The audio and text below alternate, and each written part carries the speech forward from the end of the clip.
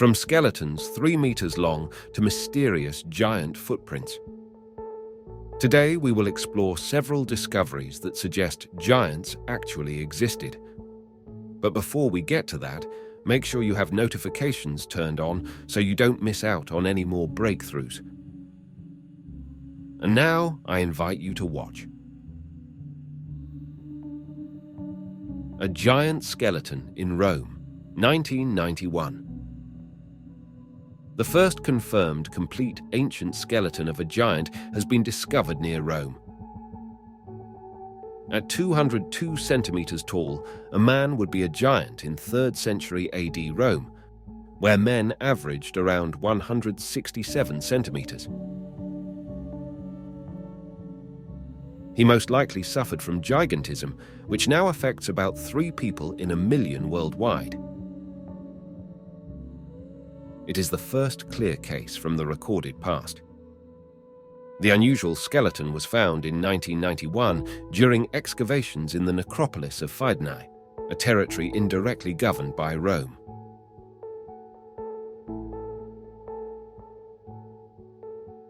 Lake Delavan, Wisconsin, 1912. In May 1912, the New York Times reported a shocking story from Lake Delavan, Wisconsin, stating that 18 giant skeletons had been discovered.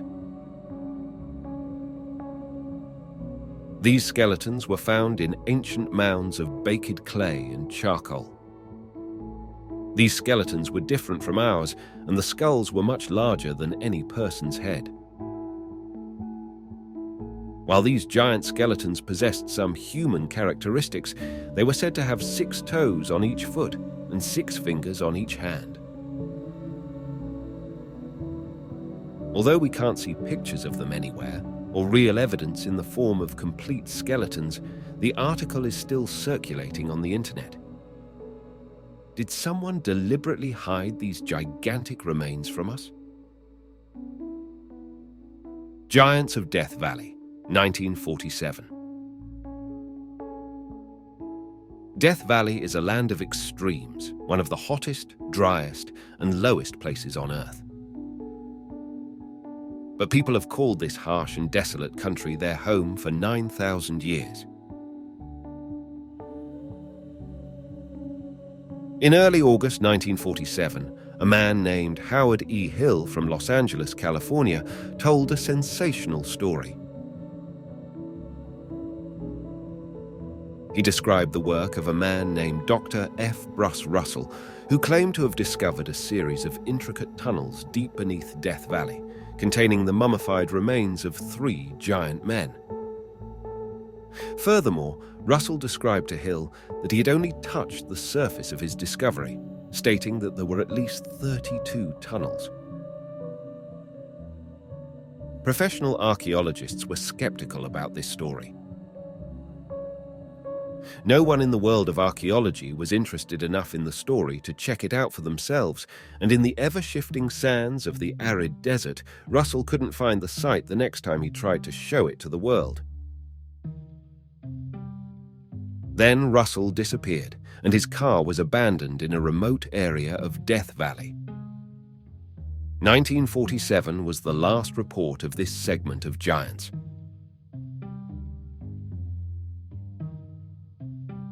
Grand Canyon, City of Giants, 1909. At the beginning of the 20th century, chance led us to the gates of the then most famous underground city of giants in the Grand Canyon. According to an article published in Gazeta de Arizona on April 5, 1909, the Grand Canyon was the birthplace of a culture in which people of gigantic proportions lived. A civilization that has left us with only a few structures as a testimony to its existence. The article mentions the discovery of a huge underground citadel by the explorer G.E. Kincaid, who accidentally found it while rafting on the Colorado River.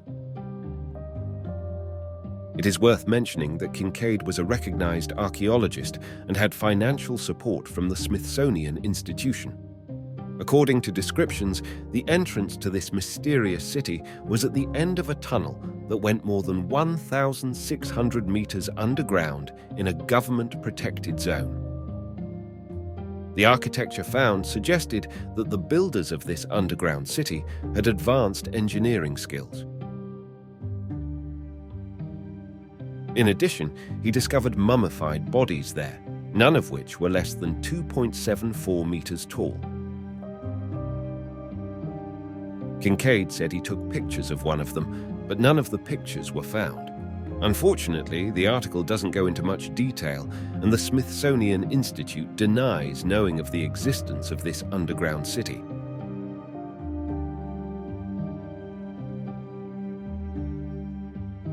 Giant Footprints, South Africa, 2012. In 2012, a scientist showed and explained the giant footprint that had been discovered in South Africa 100 years earlier. It was first discovered by a farmer who came across a giant footprint in granite while hunting. The footprint is measured to be over 1 meter long, so the person who left the footprint would be around 7 meters tall.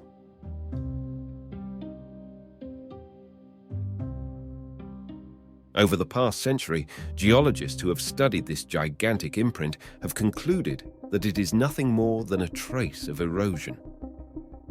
Despite its remote location, the indentation attracts many visitors who sometimes leave coins in the heel.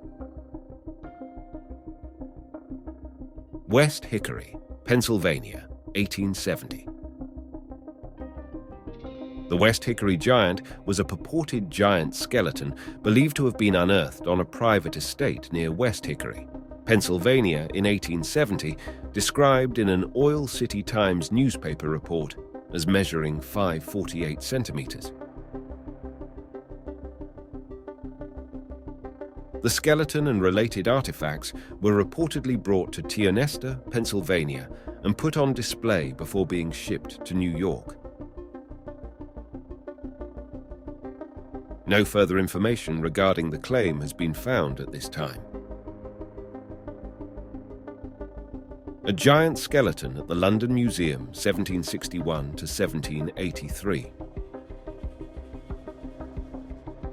The Hantherian Museum in London holds the skeleton of a man called Charles Byrne, who was famous as an Irish giant. Standing at least 230 centimeters, Byrne earned his living by exhibiting in shows in the years before his death at the age of 22.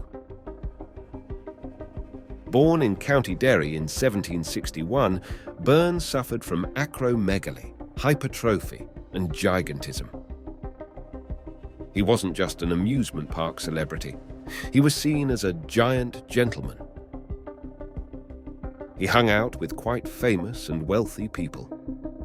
When he died in 1783, before he could be buried, his body was sold to the famous surgeon John Hunter, who used it for medical research.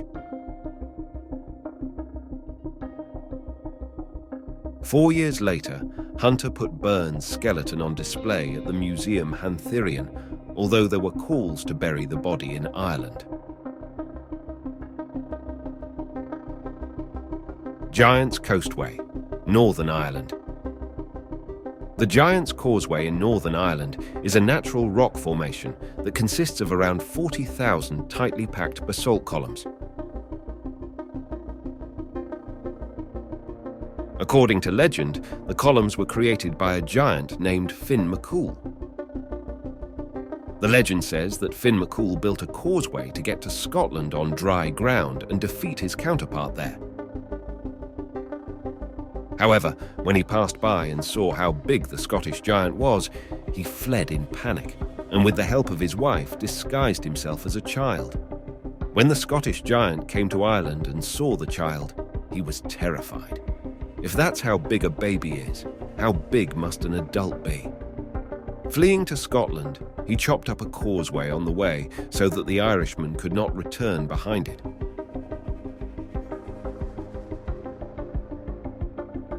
While the existence of giants remains a mystery, these discoveries challenge our understanding of history and mythology and make us wonder what else may lie beneath the surface. Thanks for watching. Don't forget to subscribe to our channel and see you in the next episode. Bye.